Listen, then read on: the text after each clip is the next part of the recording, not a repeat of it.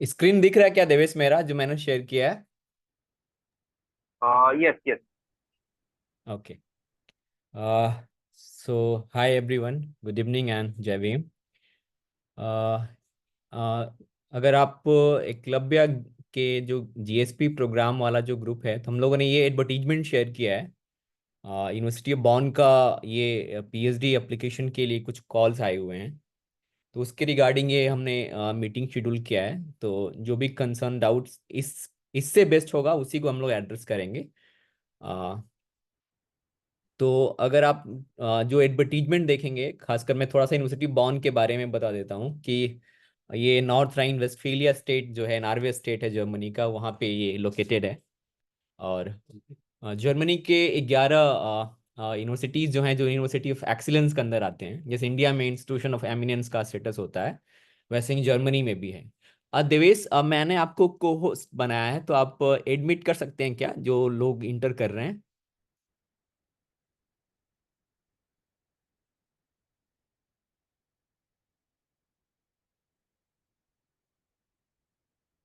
तो उसमें से जो 11 इंस्टीट्यूशंस हैं जर्मनी की, उसमें से बॉन भी है, यूनिवर्सिटी ऑफ बॉन। और यूनिवर्सिटी बॉन एक बहुत ही, एक तरीके का काफ़ी ओल्ड, जैसे हाइडलबर्ग है या गॉटिंजन है, उस तरह से काफ़ी एक ओल्ड यूनिवर्सिटी है, जहाँ पे इवन एक हिस्टोरिकल लेगेसी रही है यूनिवर्सिटी बॉन की। कार्ल मार्क्स का स्टडी प्लेस रहा है। तो बॉन आप जब विजिट करेंगे, मतलब अभी हमारी जो एकलव्य के फाउंडर डायरेक्टर जो हैं राजू दा, यूनिवर्सिटी बॉन में ही बेस्ट हैं, तो अभी मेरी बात हो रही थी उनसे। तो यूनिवर्सिटी ऑफ बॉन का ये प्रोजेक्ट, मतलब पीएचडी का ये रिक्रूटमेंट का ये नोटिफिकेशन है।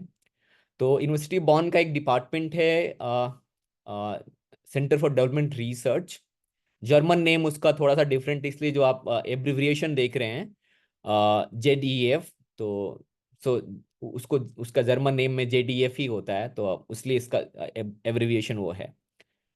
तो इसमें जो प्रोजेक्ट, मतलब जो पीएचडी एप्लीकेशन के लिए कॉल आया हुआ है, ये इंटरडिसिप्लिनरी रिसर्च सेंटर है, जो Bonn International Graduate School for Development Research. तो और इसमें दो तरीके के रिसर्च फंडिंग के थ्रू एंट्री होगी। मतलब पीएचडी का जो, चूंकि बिना फंडिंग के तो आप एडमिशन ले नहीं सकते, तो दो चैनल के थ्रू फंडिंग के लिए आप अप्लाई कर सकते हैं। दोनों में से किसी एक में अगर आप सक्सेसफुल, आपका एप्लीकेशन होता है, जो कि एक हाई, बहुत ही कॉम्पिटिटिव फंडिंग है, क्योंकि यूनिवर्सिटी बॉन में एप्लीकेशन हमेशा बहुत ज़्यादा जाता है as compare to other German universities. तो एक तो जर्मन एकेडमिक एक्सचेंज सर्विस है, जिसको हम लोग डाट कहते हैं, जो पॉपुलर और सबसे ज़्यादा जो जर्मन जो फंडिंग है, सबसे ज़्यादा इसी के थ्रू मिलता है। और दूसरा जो है खुद का जो ये सेंटर है, उसका अपना फंडिंग है। इन दोनों के थ्रू ये आप इसके लिए फंडिंग के लिए अप्लाई कर सकते हैं एप्लीकेशन के साथ साथ। तो ये एक, मतलब ओवरव्यू में दे रहा हूँ ताकि आप थोड़ा सा फैमिलियर हो जाए इंस्टीट्यूशंस के बारे में, प्रोग्राम के बारे में। तो ये इंटरडिसिप्लिनरी रिसर्च सेंटर है। तो अगर जो लोग कोर डिसिप्लिन में अप्लाई करना चाहते हैं, अगर आप ट्रेंड हुए सोशियोलॉजी में या पॉलिटिकल साइंस या एंथ्रोपोलॉजी में, तो उनके लिए नहीं है। अगर आप इंटरडिसिप्लिनरी रिसर्च कर रहे हैं, जहाँ पे मोस्टली डेवलपमेंट सेक्टर हुआ या पॉलिसी फील्ड हुआ, गवर्नेंस हुआ, तो उस तरीके के रिसर्च में अगर आपका इंटरेस्ट है, तो आप इसके लिए एलिजिबल हैं या अप्लाई कर सकते हैं। और इवन आप स्टे कर सकते हैं इस पूरी मीटिंग में, अदरवाइज उसका कोई रेलेवेंस नहीं रहेगा। क्योंकि अगर आप कोर डिसिप्लिन में ट्रेंड होके जाना चाहते हैं, पीएचडी अप्लाई करना चाहते हैं, तो उनके लिए नहीं है, जो कोर डिसिप्लिन को देख रही है। एक इंटरडिसिप्लिनरी रिसर्च प्रोग्राम है, पीएचडी प्रोग्राम है। डेडलाइन 31 अगस्त है, यानी कम से कम हमारे पास 2 महीने ऑलमोस्ट हैं एप्लीकेशन प्रोसेस पे काम करने के लिए। तो उस पे हम काम कर सकते हैं। जो भी कुछ लोग हैं शायद, सिमरनजीत कुछ पूछ रहे हैं।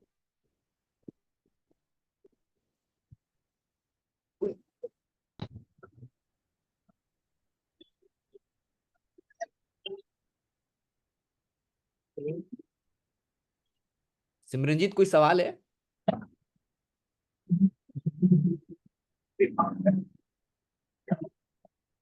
Okay, I think.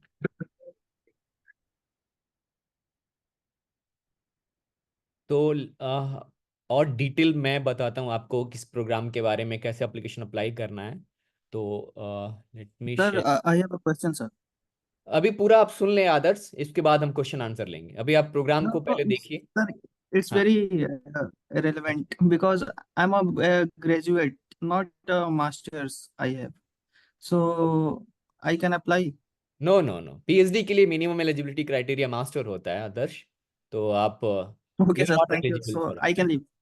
Yes, yes, you. Those who have completed their master, I request them to stay in the meeting.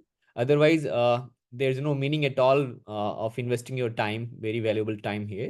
If you have completed your master in humanities, social science, and public policy, development studies, so I think you can stay in the meeting. Otherwise, the rest of people can leave the meeting.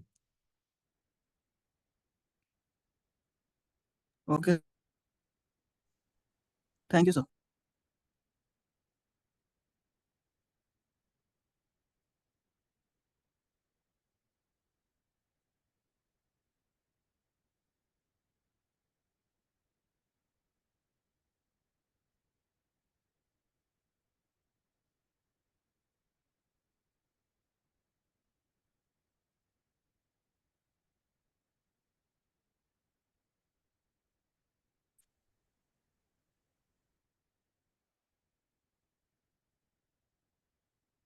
तो ये उसका interface है जहाँ से आपको apply करना है। तो ये जो एक्सपेक्टेड प्रोग्राम पीएचडी है, इसमें मिनिमम 3 ईयर है और मैक्सिमम 5 ईयर है। तो जनरली जर्मनी में जो जर्मन पीएचडी हैं, यूरोपियन पीएचडी हैं, 3 साल की होती हैं और एक्सटेंड होके 5 साल तक जाती हैं। और तो डिपेंड करता है आपके फंडिंग ऑर्गेनाइजेशन के ऊपर कि वो कितना फंडिंग आपको दे रहे हैं और आप कितने टाइम तक वो एक्सपेक्ट कर रहे हैं आपके थीसिस को। और मोस्टली 20 to 30 अप्लीकेशंस को लोग इंटरटेन करेंगे। और चूंकि बहुत सारे जर्मन जो कोर्सेज होते हैं, यानी जो जर्मन पीएचडी, वहाँ पे लैंग्वेज बहुत बड़ा एक इंपॉर्टेंट फैक्टर होता है। तो जो ये पीएचडी प्रोग्राम है उसमें आपका जो इंस्ट्रक्शन होगा आपके पूरे प्रोग्राम का, वो इंग्लिश है। मतलब अगर आपके पास जर्मन प्रोफिशिएंसी नहीं भी है तो आप इसके लिए अप्लाई कर सकते हैं। अब इंट्री बेसिक रिक्वायरमेंट पे आते हैं, क्या रिक्वायरमेंट है। तो मैंने ऑलरेडी बोला कि आपके पास एक मास्टर्स डिग्री है, तो यहाँ पे एक्सीलेंट लिखा हुआ है। तो एक्सीलेंट यानी probably they are looking for the first class master. उसके बाद एक रिसर्च कॉन्सेप्ट यानी जो रिसर्च प्रपोजल है उस ब्रॉडर थीम के अंडर में वो। उसके बाद जो फंडिंग की सोर्स जिस पे आपने अप्लाई किया है वो। बाकी डेडलाइन अगस्त तक है। ये सब चीज़ें मैं और डिटेल थोड़ा थोड़ा करके बता रहा हूँ आपको क्या क्या करना है, कैसे करना है। तो नेक्स्ट जो है इसका इंटरफेस अगर आप देखेंगे यूनिवर्सिटी एप्लीकेशन पे अगर जाएंगे आप, तो ये इसका ये स्क्रीन दिख रहा है ना, क्रोम का स्क्रीन दिख रहा है आप लोगों को। हाँ दिख Yes. रहा है। Okay okay. तो ये इसका एप्लीकेशन का इंटरफेस है। यहाँ पे आप लैंग्वेज चूज कर सकते हैं, जर्मन, इंग्लिश, इसमें आप कंफर्टेबल हैं। तो अगर आप जर्मन स्पीकिंग है तो आप जर्मन में भी फॉर्म भर सकते हैं। अगर आप इंग्लिश प्रोफिशिएंसी आपके पास, तो इंग्लिश में आप एप्लीकेशन को फिल आउट कर सकते हैं। तो this is the official interface of the application. Let's move the more detail. तो अगर आप देखेंगे कि क्या क्या प्रोग्राम इन्होंने ऑफर किया है, डॉक्टरल प्रोग्राम जिसपे हम लोग आज देखेंगे, जो ये हमारा है आप जिसमें हम लोग को अप्लाई करना है। Let me share this. तो मेजर जो कंसर्न इसमें है कि क्या एप्लीकेशन प्रोसेस है, कैसे अप्लाई करना है। तो ऑनलाइन एप्लीकेशन आपको देना है। रिक्वायरमेंट्स क्या क्या है, तो पर्सनल डिटेल्स आपको करना है, फिल आउट करना है एप्लीकेशन में। स्कूलिंग करनी है और आपका यूनिवर्सिटी एजुकेशन यानी जहाँ पे आपने पोस्ट ग्रेजुएशन वगैरह किया है, या जो और भी मतलब इक्विवेलेंट टू आपने उसके लिए किया है, जो पीजी के है, उसको आपको फिल करना है इसके अंदर। तो बहुत सारे, अब मैंने आपको बताया कि बहुत सारे प्रोग्राम्स हो जहाँ पे लैंग्वेज वगैरह खासकर जो प्रोफिशिएंसी टेस्ट है वहाँ कंपलसरी होता है। तो ये जो प्रोग्राम है इसमें भी आपको जो लैंग्वेज प्रोफिशिएंसी है आप ये कंपलसरी है। तो ये एक थोड़ा सा एक्सक्लूसिव हो जाता है जहाँ पे आइल्स और टॉफेल या जीआरई के स्कोर जो होते हैं वो मांगे जाते हैं। तो इसमें कुछ प्रोग्राम्स हैं जिसके अंदर आप जो, चूंकि ये इंटरडिसिप्लिनरी प्रोग्राम है, इसमें बहुत सारे डिफरेंट डिफरेंट तरीके के प्रोग्राम्स इसके अंदर ही हैं। तो कुछ कुछ में रिक्वायर्स में, कुछ में नहीं है। थोड़ा सा आपको डिटेल में एप्लीकेशन को जो आप पूरा ओवरव्यू करेंगे, देखेंगे, तो आपको इन डेप्थ पता चलेगा कि और क्या क्या है। Let me please share this. Okay, तो जब आप एप्लीकेशन प्रोसेस शुरू करेंगे तो एप्लीकेशन प्रोसेस का जो पहला क्राइटेरिया ये है कि आपको फैकल्टी अप्रोच करने हैं। जैसे आप बाकी जैसे अब यूके या यूएस के लिए एप्लीकेशन पीएचडी का भरते हैं, तो वहाँ पे भी जैसे आप फैकल्टीज को अप्रोच करते हैं, कोई एक पोटेंशियल सुपरवाइजर फाइंड आउट करते हैं, सेम प्रोसेस इस प्रोजेक्ट के लिए भी कर, अगर इस मतलब डॉक्टरल प्रोग्राम के लिए भी कर रहे हैं जो यूनिवर्सिटी ऑफ बॉर्न का है, तो आप देखेंगे कि इसमें तीन तरीके इसमें तीन अलग अलग स्कूल्स हैं, ठीक है। पहला स्कूल है इकोनॉमिक, लेट मी शेयर, हाँ तीन स्कूल हैं, cultural and political change, environmental policy, integrated system modelling, biodiversity and sustainable land use. तो ये जो तीन नीचे के हैं इसके ऊपर मैं कुछ कमेंट नहीं करूंगा, क्योंकि मोस्टली ये स्टेम या साइंस के साइड का ये स्कूल है, और I am not well qualified person to speak on STEM courses. तो मोस्टली जो सोशल साइंस के जो स्टूडेंट्स अप्लाई कर रहे हैं, जिन्होंने सोशल साइंस या ह्यूमैनिटीज में अपना मास्टर किया है, दे कैन चेंज, अब sorry, they can consider cultural and political change this group, और इन्वायरमेंटल पॉलिसी ग्रुप। तो ये दो दो ग्रुप हैं, इन दो ग्रुप्स में आप अप्लाई कर सकते हैं। यानी इन इन दोनों, जैसे हमारे इंडिया में स्कूल्स होते हैं, स्कूल ऑफ सोशल साइंसेज या department of this, department of that, तो ये दो जो स्कूल हैं मोस्टली क्लोज हैं ह्यूमैनिटीज एंड सोशल साइंस के बच्चों के लिए। और इंटर जो थोड़ा बहुत मतलब जिस इंक्लाइंड है पॉलिसी डेवलपमेंट स्टडीज की ओर, तो जो लोग डेवलपमेंट स्टडीज में ट्रेंड हुए, फॉर एग्जांपल किसी ने एमए किया है डेवलपमेंट स्टडी टीस से या एपीयू से या और दूसरे जगह से या लेबर स्टडीज वगैरह में, तो उनको थोड़ा ज़्यादा वो ज़्यादा आई वुड से कि एक एडवांटेज पोजीशन पे हैं एज कम्पेयर जो टिपिकल ट्रेंड हुए हैं डिसिप्लिन, लाइक कोई टिपिकली मास्टर किया पॉलिटिकल साइंस में या सोशियोलॉजी में। क्योंकि इंटरडिसिप्लिनरी, आप एक चीज याद रखें कि ये इंटरडिसिप्लिनरी प्रोग्राम है, और यहाँ पे पूरी की पूरी जो कोर्सेज हैं वो सारे के सारे इंटरडिसिप्लिनरी हैं, कुछ भी कोर नहीं है यहाँ पे।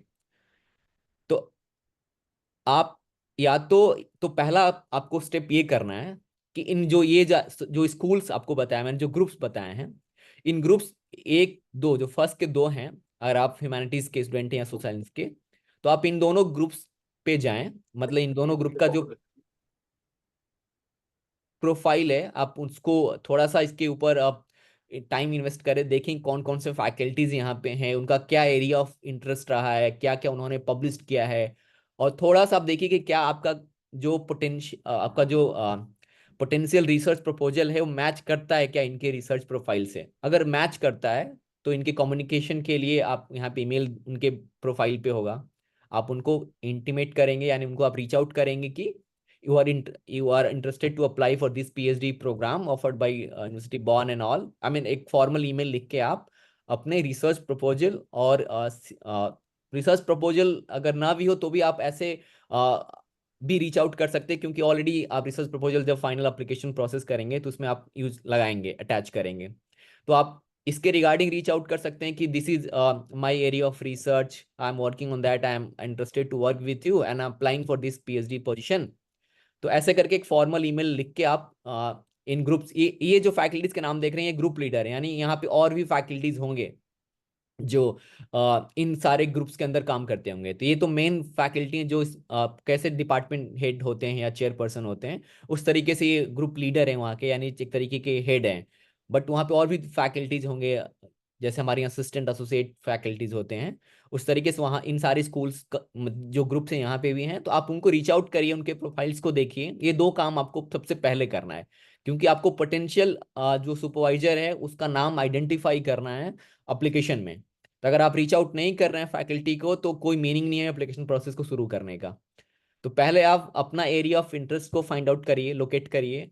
देन इन जो रेस्पेक्टिव जो ग्रुप्स हैं, रिसर्च ग्रुप्स हैं, यहाँ पे आप फैकल्टीज प्रोफाइल को देखिए और उनको रीच आउट करिए, whether they are interested to supervise you और नॉट।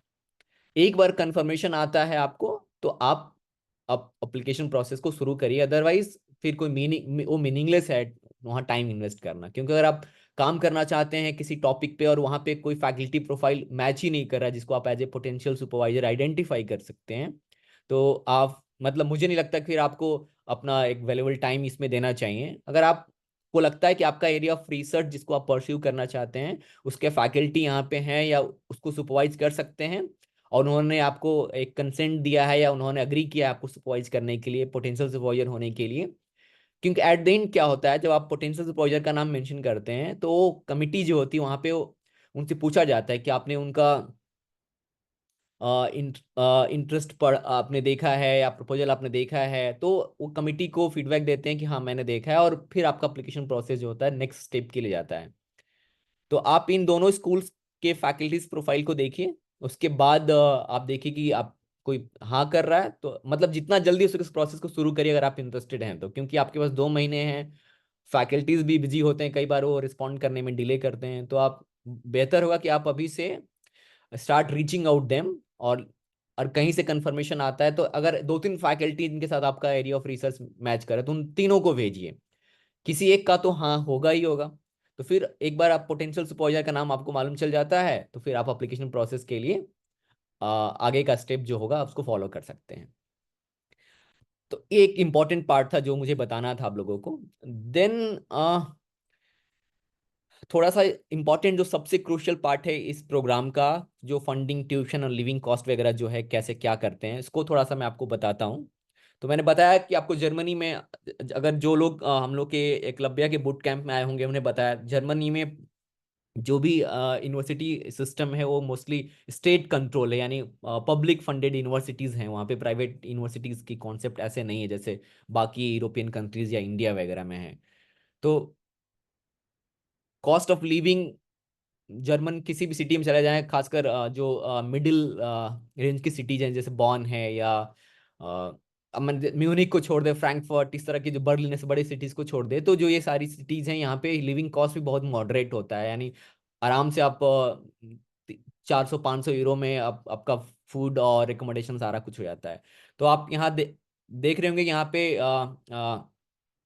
लिखा हुआ does not charge tuition fee. तो जर्मनी में ट्यूशन फी जो होता है इक्वल होता है जो नेशनल और इंटरनेशनल स्टूडेंट दोनों के लिए।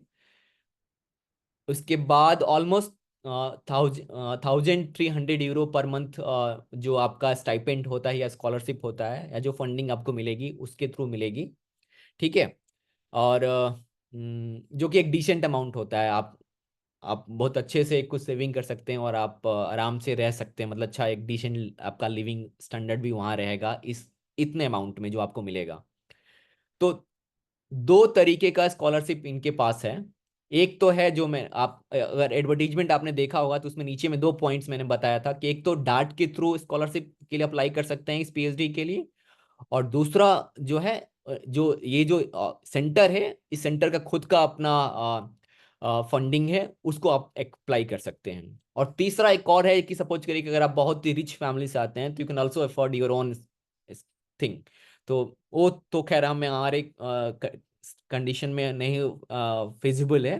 तो आप इन दो पे देख सकते हैं, डार्ट के थ्रू एप्लीकेशन देना होगा और जो सेंटर का अपना एक स्कॉलरशिप फंडिंग है उसको आपको देखना होगा। तो आप देखेंगे कि डार्ट भी उतना ही कॉम्पिटिटिव है जितना ये है जो उनका सेंटर का है।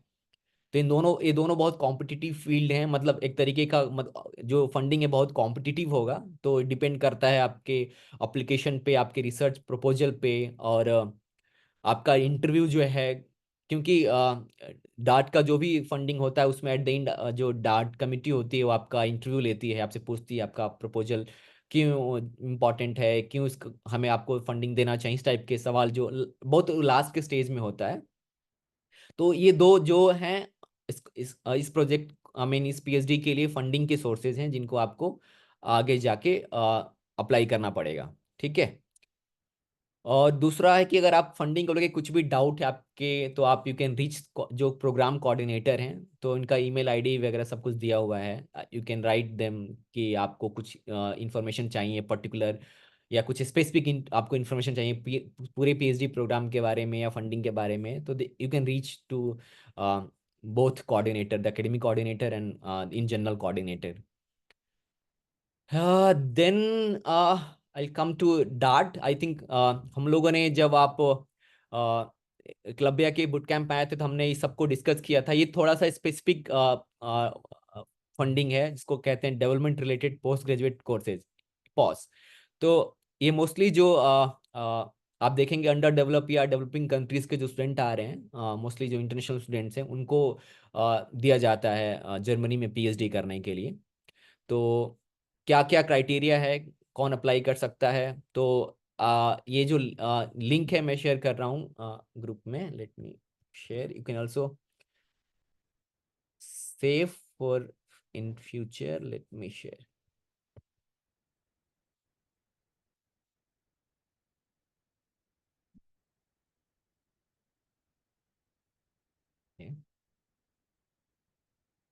तो जो जो कोर्सेज हैं जिसके थ्रू फंडिंग सिक्योर कर सकते हैं उनका लिस्ट दिया गया है, एलिजिबिलिटी क्राइटेरिया दिया गया है। तो एलिजिबिलिटी क्राइटेरिया मोस्टली वही आपका एवेल्युएशन, आपका जो प्रीवियस डिग्री वगैरह रहा है उसका स्टैंडर्ड, यानी किस क्लास में पास आउट हुए हैं, आपका वर्क एक्सपीरियंस, आपने कुछ सोशल लीडरशिप टाइप का कुछ काम किया है, कुछ ऑर्गेनाइजेशन एनजीओ रन करते हैं अपने का, इस तरीके की जो जनरल रिक्वायरमेंट्स होती हैं वो तरीके की हैं। तो आप देखेंगे कि 12 to 14 मंथ चूंकि के लिए फंडिंग होता है। तो 14 42 मंथ का जो है, यानी मोस्टली ये 3 साल तक जाता है, 3 या 4 साल तक जाता है। बट मैक्सिमम जो डाट का जो फंडिंग का होता है वो 3 साल ही होता है। या जो भी जर्मन फंडिंग एजेंसी हैं, वो उनकी मैक्सिमम जो ड्यूरेशन होती है फंडिंग की, चाहे वो जर्मन रिसर्च फाउंडेशन हो या डार्ट हो या दूसरी और भी जो फंडिंग एजेंसी हैं, वो मैक्सिमम 3 साल की देती हैं फंडिंग। जो बाद में एक्सटेंड होता है, डिपेंड करता है आपके प्रोजेक्ट के प्रोग्रेस स्टेटस पे। ठीक है। तो अगर आप मास्टर्स के लिए जो अप्लाई, चूंकि ये इन इन जनरल इंफॉर्मेशन दिया गया है इस प्रोग्राम के लिए, चूंकि ये स्कॉलरशिप दोनों कोर्सेज के लिए दिया सकता है, यानी आपको मास्टर्स के लिए भी दिया जाता है और आपको पीएचडी के लिए दिया जाता है। इसीलिए यहाँ पे 12 to 42 मंथ लिखा गया है। और यहाँ पे देखेंगे 934 यूरो और 1300 यूरो यहाँ लिखा है डॉक्टरल कैंडिडेट्स के लिए, जो मैंने इनिशियली पॉइंट आउट किया था। तो ये जो देखेंगे 1300 यूरोज पीएचडी कैंडिडेट्स को दिया जाता है। बाकी क्या का कवर होता है, आपका हेल्थ इंश्योरेंस वगैरह जो होता है जर्मनी में जो कंपलसरी है, सारा कवर करता है। ठीक है। आपके ट्रेवल अलाउंस जो होते हैं रिसर्च के रिगार्डिंग, अगर आप विजिट करते हैं अपनी रिसर्च साइट को, फील्ड साइट को, वो सारी चीज़ें हैं। और कुछ और रेंट सब्सिडी हैं, अलाउंसेज वगैरह हैं, वो सब चीज़ें इसके अंदर है। मतलब इन जनरल आपको इन्फॉर्मेशन बता रहा हूँ ताकि एक आपको ओवरव्यू मिले इस स्कॉलर इस फंडिंग के बारे में। सिलेक्शन जो डिपेंड करता है कि उसके एकेडमिक रिक्वायरमेंट पे, मैंने बताया कि आपका लैंग्वेज स्किल, आपका वर्क एक्सपीरियंस, आपका जो आपने आपका जो पासिंग मार्क वगैरह रहा है मास्टर्स वगैरह का, या इवन इंस्टीट्यूशन का जो स्टेटस रहा है, उन सब पे डिपेंड करता है आपका। मतलब प्राइमरली डिटरमाइन करता है आपके एप्लीकेशन स्टेटस को जब आप अप्लाई करते हैं फंडिंग के लिए।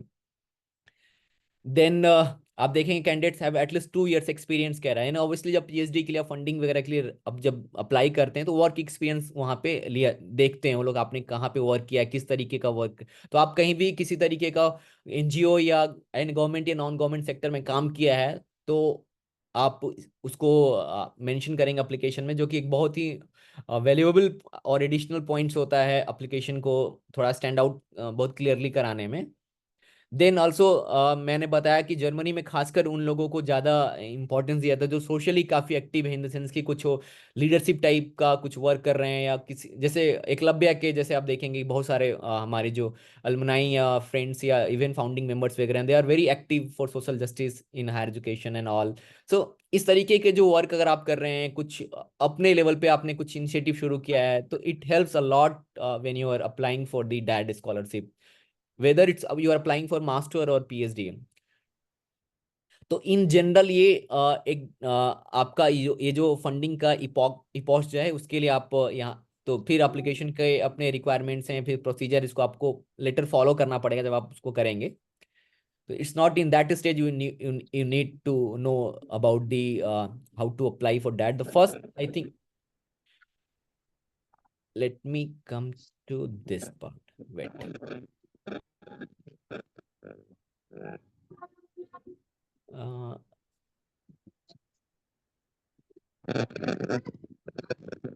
इसी ये वेबसाइट एक्चुअली जब से मैंने ओपन किया खुल नहीं रहा है, तो प्रॉब्ली कोई रीजन है, आई डोंट नो। यहाँ पे कोर्स स्ट्रक्चर था जो प्रोग्राम के लिए आपको पीएचडी के लिए अप्लाई करना है, तो एक्चुअली मैं भी एक्सेस नहीं कर पाया, मैं सुबह से ट्राई कर रहा हूँ, ये पेज खुल नहीं रहा है, कुछ उनके वेबसाइट का अपना इशू चल रहा है।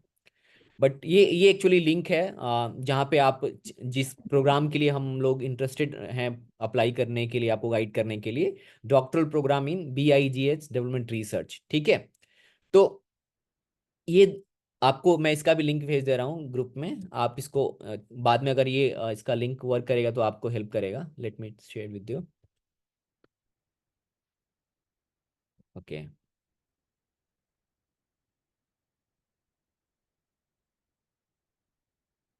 ये एप्लीकेशन पोर्टल है, इसका भी लिंक मैं आपको शेयर कर रहा हूँ, आपसे बुकमार्क कर लीजिएगा अपने आप ब्राउजर में।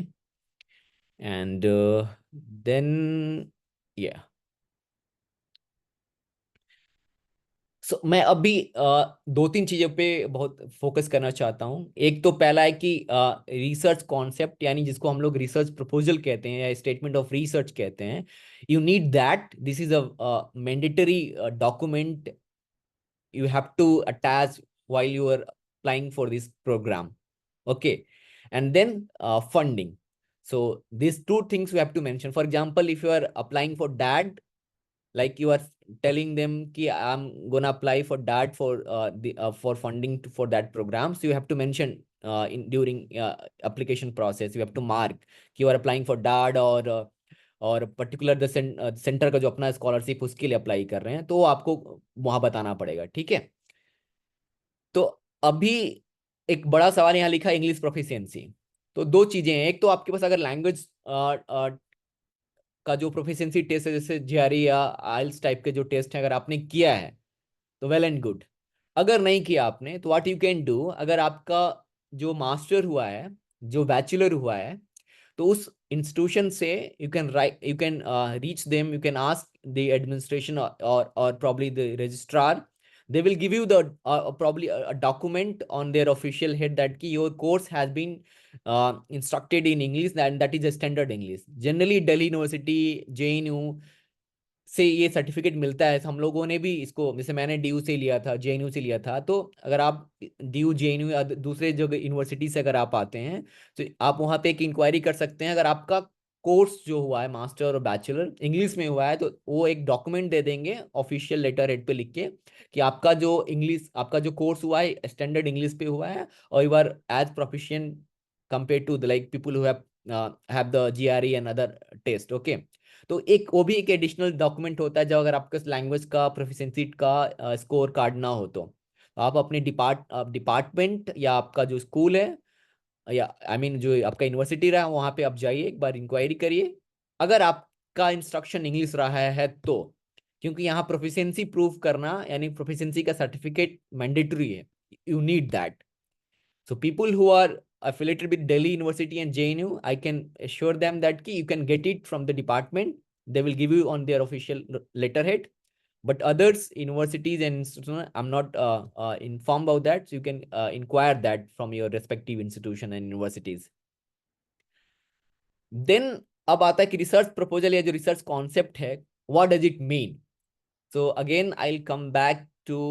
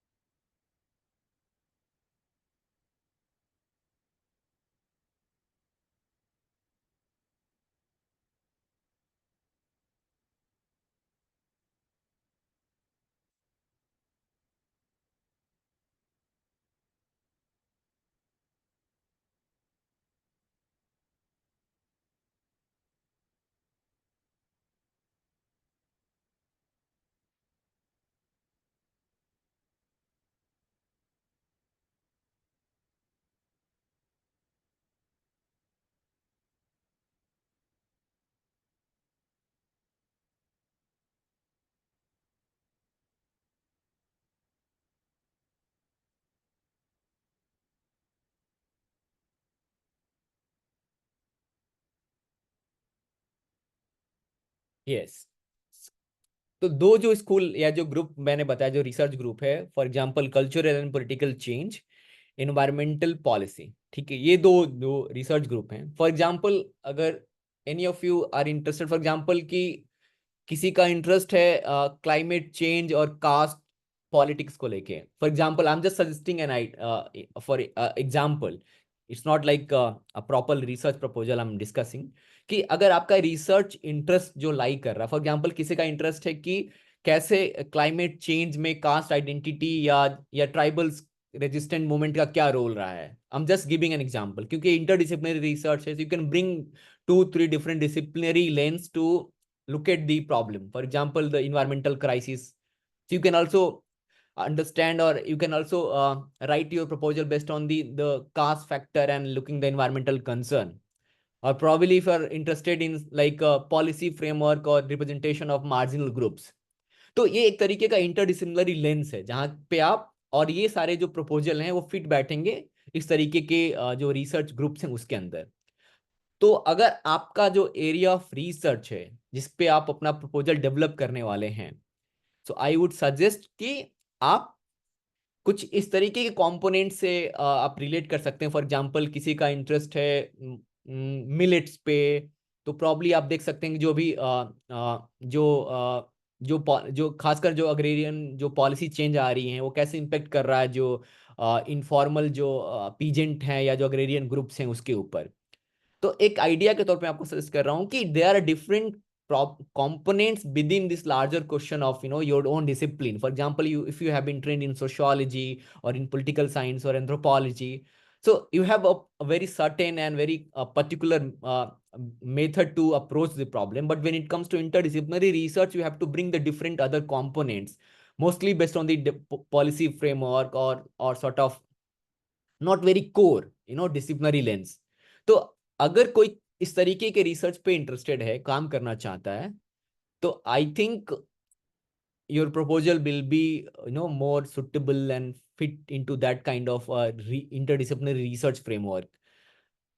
तो अगर आप रिसर्च प्रपोजल डेवलप कर रहे हैं इस तरीके का, खासकर अगर आप इन्वायरमेंटल कंसर्न, कास्ट, जेंडर, इनको रिलेट करके कुछ एक रिसर्च प्रपोजल डेवलप करते हैं, तो आई थिंक बहुत ज़्यादा उसकी पॉसिबिलिटी होगी एकोमोडेट करने, उस ग्रुप में एकोमोडेट होने की या उसको इंटरटेन करने का। खासकर जो डेवलपिंग कंट्रीज हैं या जो साउथ एशियन कंट्रीज हैं, यहाँ पे इस तरीके के काफ़ी वर्क हो रहे हैं। फॉर एग्जाम्पल कोई स्टडी कर रहा है कि जो वाटर का इशू है, वाटर मतलब वाटर एक तो नेचुरल रिसोर्स है, but when it comes to water, caste is very important factor. अगर इंडिया में आप देखेंगे तो वाटर के अराउंड काफ़ी ज़्यादा एक कास्ट आइडेंटिटी इंटरप्ले करता है उसको एक्सेस को लेके। तो कुछ लोग बहुत डिफरेंट तरीके के लेंस के थ्रू, पर्सपेक्टिव के थ्रू एक पर्टिकुलर प्रॉब्लम को देखते हैं। तो उस तरीके के रिसर्च को इस स्कूल में, इस सेंटर में इंटरटेन किया जाता है। अगर आप उनके प्रोफाइल्स को देखेंगे तो ज़्यादातर जो फैकल्टीज इस स्कूल में हैं, इस सेंटर में हैं, या जो ग्रुप कह लीजिए, इस तरीके काम कर रहे हैं। और आप किसी भी फैकल्टीज का अगर आप रिसर्च उठा के पढ़ें थोड़ा सा, आपको एक सेंस बनेगा कि किस तरीके का वो लोग रिसर्च कर रहा है। तो it's always good to get familiar with the group और centre where you are applying, कि आपको एक सेंस रहता है कि वहाँ पे जो लोग हैं उनका क्या काम है, और आपको एक तरीके का थोड़ा सा एक नेटवर्क डेवलप करने का भी एक स्पेस होता है। अगर आप उनके लिटरेचर को साइट करते हैं अपनी प्रपोजल वगैरह में, अपने रिसर्च स्टेटमेंट में, तो एक अच्छा साइन माना जाता है उसको कि आप उनके रिसर्च से अवेयर हैं, you are familiar with the research they are doing, they are producing. तो this is the larger things we would like to share uh, in this meeting. अब मैं देवेश, हम लोग क्वेश्चन आंसर ले सकते हैं, बट बहुत स्पेसिफिक आप इसी से पूछिएगा, इन जनरल प्लीज मत पूछिएगा, क्योंकि ये हम लोग सिर्फ इसी प्रोजेक्ट के लिए, इसी पीएचडी प्रोग्राम की बात कर रहे हैं।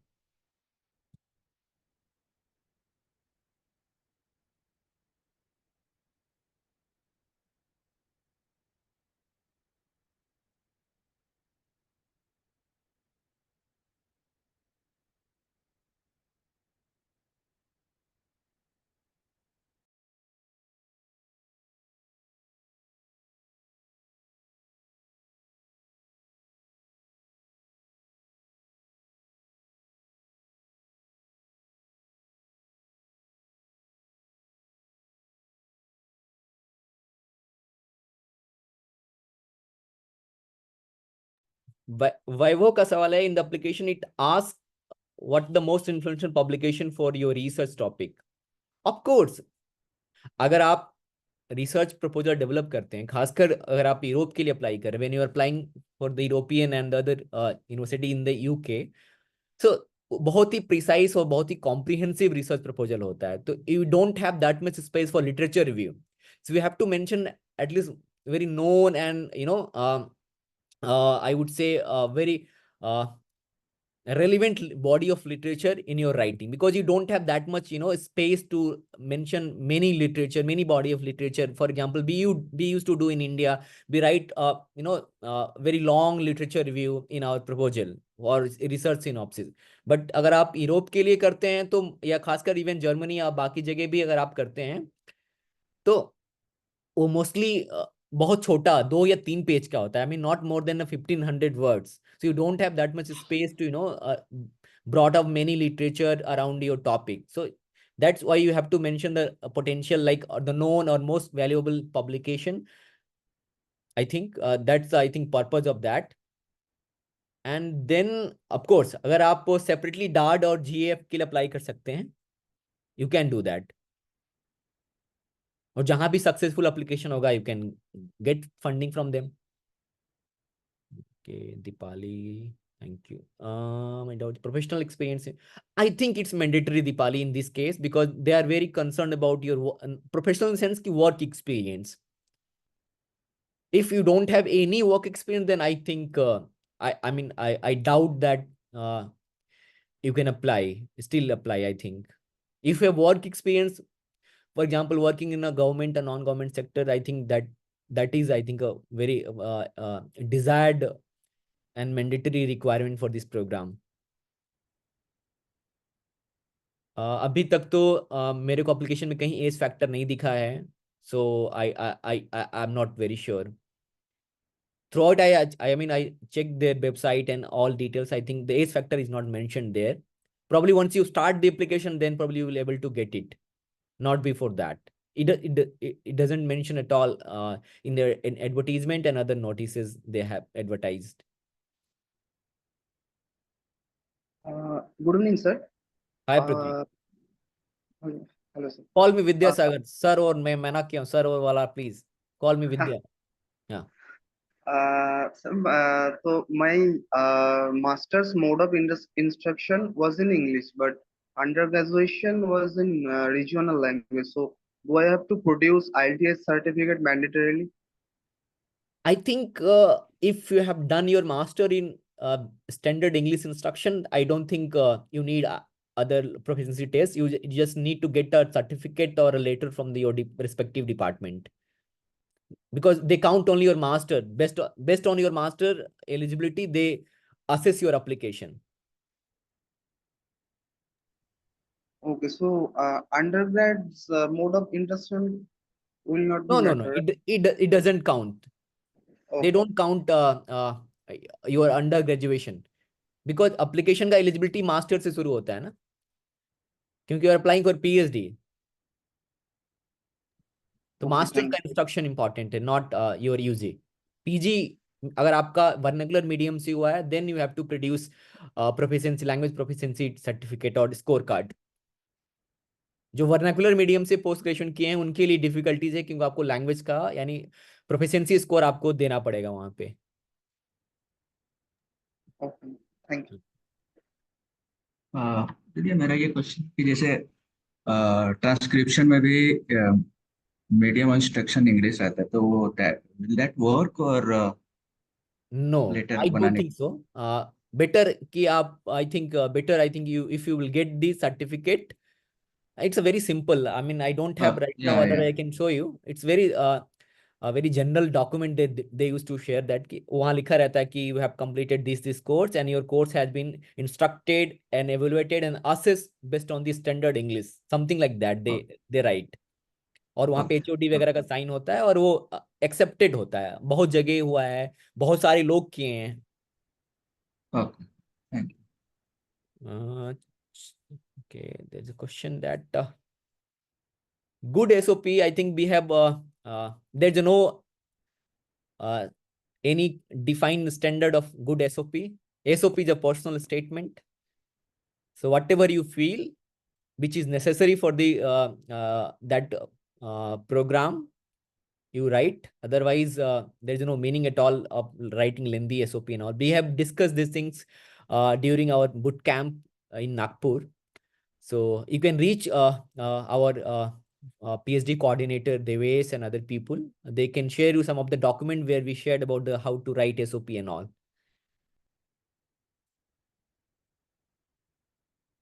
सर्वोच्च का सवाल है कि CGPA परसेंटेज उन्होंने लिखा है कि एक्सीलेंट मास्टर होना चाहिए सर्वोच्च, और एक्सीलेंट कैसे डिफाइन करते हैं German I don't still I don't know, but more than 60% हो, आई मीन फर्स्ट क्लास जिसको हम लोग कहते हैं इंडिया में।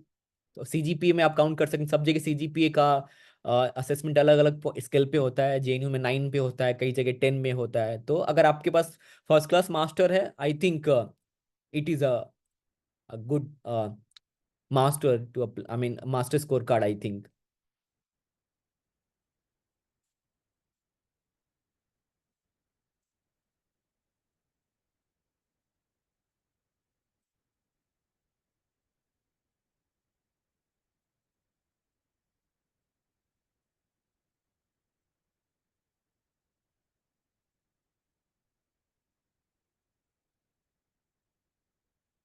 और कोई सवाल है किसी का कुछ इस PhD प्रोग्राम को लेके?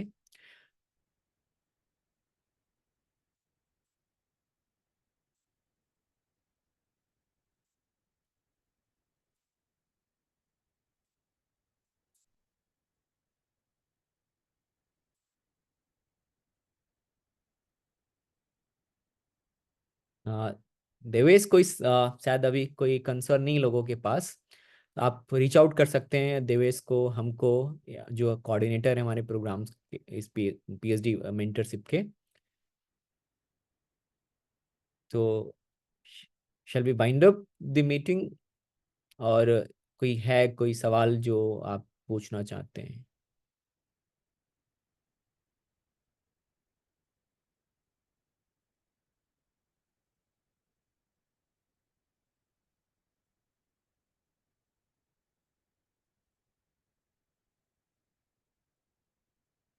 Thank you. आप एक बार जब एप्लीकेशन और राइटिंग का प्रोसेस शुरू करेंगे, then probably we will be more able to help you in a more in deeper way और इन डेप्थ। अभी तो हमने केवल इसको आपको एक ओवरव्यू देने के लिए हम लोगों ने शेड्यूल किया इसको, कि अगर जो भी इंटरेस्टेड हैं, जो अप्लाई करना चाहते हैं, अभी से वो अपना प्रिपरेशन शुरू कर दें, क्योंकि you have 2 months only.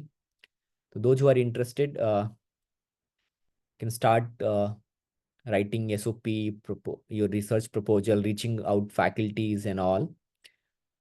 Also looking the other requirements in, like, which is not as visible on their website. Once you will get enrolled in terms of login accounts and all, then you will be able to get some other information.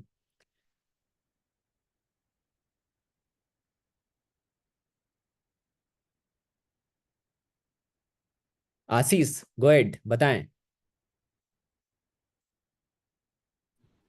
विजय भाई, मैं ये पूछ रहा था कि इसमें structured PhD programmes भी है क्या? एक्चुअली मैं सुबह से उस पेज को एक्सेस करने की कोशिश कर रहा हूँ आशीष, जिस पे ये डिटेल देना, मुझे लगता है ये स्ट्रक्चर्ड PhD है, मैं ज्यूम कर रहा हूँ। वो पेज ओपन नहीं हो रहा है, एक्चुअली उनके वेबसाइट पे कुछ एरर आ रहा है। तो एक बार ओके, कंफर्म मैं हो जाऊं तो मैं आपको कंफर्म कर पाऊंगा, उस पेज को मैं एक्सेस नहीं ठीक है, कर पा ठीक है, रहा हूँ। ठीक है, okay.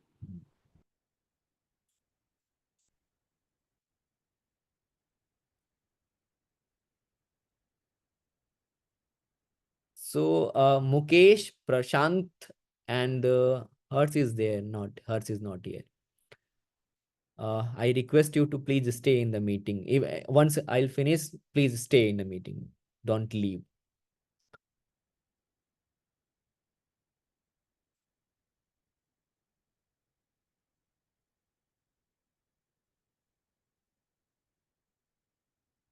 Okay. Uh, okay. I think कोई डाउट शायद नहीं है, तो thank you so much for joining. I mean, we hope it was helpful for you. Please let us know whether it's helpful or not. And I request uh, other participant to leave the discussion except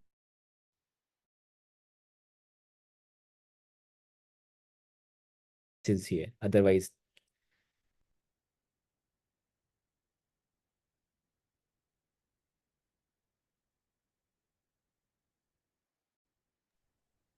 bye, thanks Vidya sir. Bye bye, see you.